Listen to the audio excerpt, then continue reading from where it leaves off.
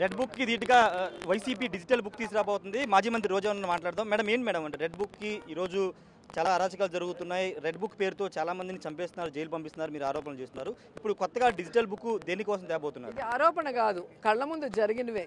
మీరే కదా మీ ఛానల్స్లో వేశారు. ఎవరిని చంపేశారు, ఎవరి ఇళ్ళు కూల్చారు, ఎవరి షాపులు కూల్చారు, ఎవరి వెహికల్స్ డ్యామేజ్ చేశారు, ఎవరి బట్టలు ఇప్పి రోడ్డు మీద కూర్చోబెట్టి క్షమాపణలు చెప్పించుకున్నారు సంబంధం లేకుండా. సోషల్ మీడియాలో యాక్టివ్గా ఉన్న వాళ్ళని కుటుంబంతో సహా ఎన్ని కేసులు పెట్టి లోపల పెడుతున్నారు తప్పుడు కేసులో మనం చూసాం.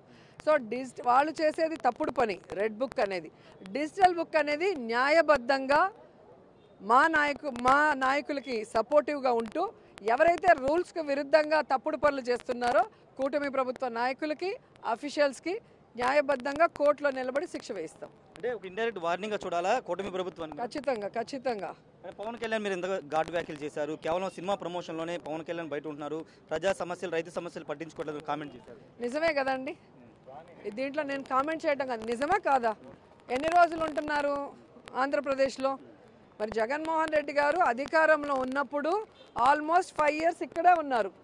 ఏ నిమిషమైనా ఏపీలోనే తిరుగుతున్నారు, ఏపీలో ప్రజల కోసమే పనిచేశారు.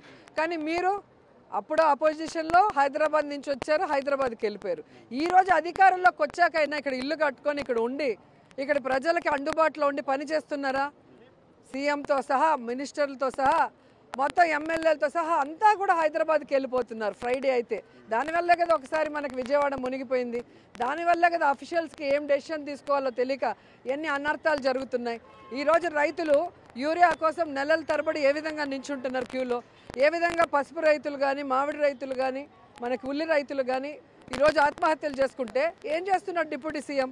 ప్రజల ఓట్లతో గెలిచిన నువ్వు ఈరోజు డిప్యూటీ సీఎం అయి ప్రజాధనంతో స్పెషల్ హెలికాప్టర్ కొనుక్కొని, గన్మెన్లు పెట్టుకొని, కార్లు పెట్టుకొని హైదరాబాద్లో షూటింగ్ వాడుతున్నావు. ప్రజాధనాన్ని అక్కడ ఎంజాయ్ చేస్తున్నావు.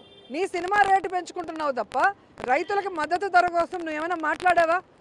ఒక కూటమి ప్రభుత్వంలో ఇంకో పార్టీకి హెడ్ అయిన నువ్వు చంద్రబాబు నాయుడు మీద ఒత్తిడి తీసుకొచ్చి ఈరోజు మాట్లాడాలి కదా రైతులకి సపోర్టివ్గా, వాళ్ళకి మద్దతు ధర ఇవ్వాలని.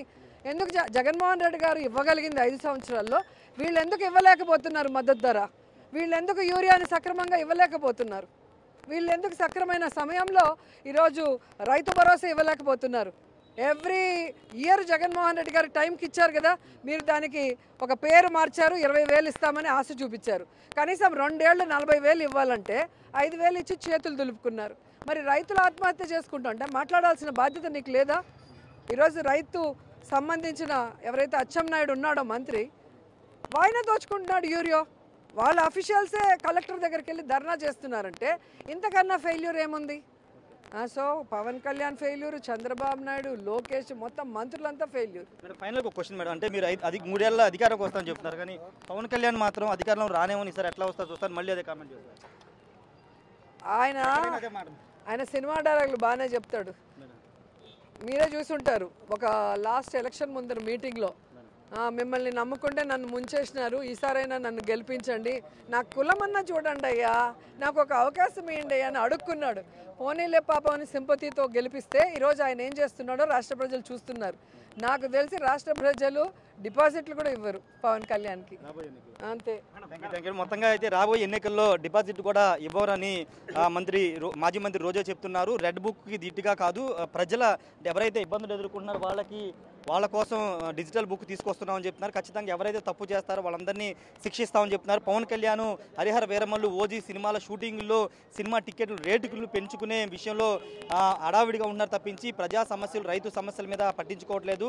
ప్రభుత్వాన్ని తప్పు చేస్తే నిలదీయాల్సిన పవన్ కళ్యాణ్ పట్టించుకోకుండా అదే విధంగా ఉంటున్నారని మాజీ మంత్రి అయితే కొంత ఘాటు వ్యాఖ్యలు చేశారు. కెమెరా పర్సన్ సాయితో రాజేష్, బిగ్ టీవీ, అమరావతి నుండి.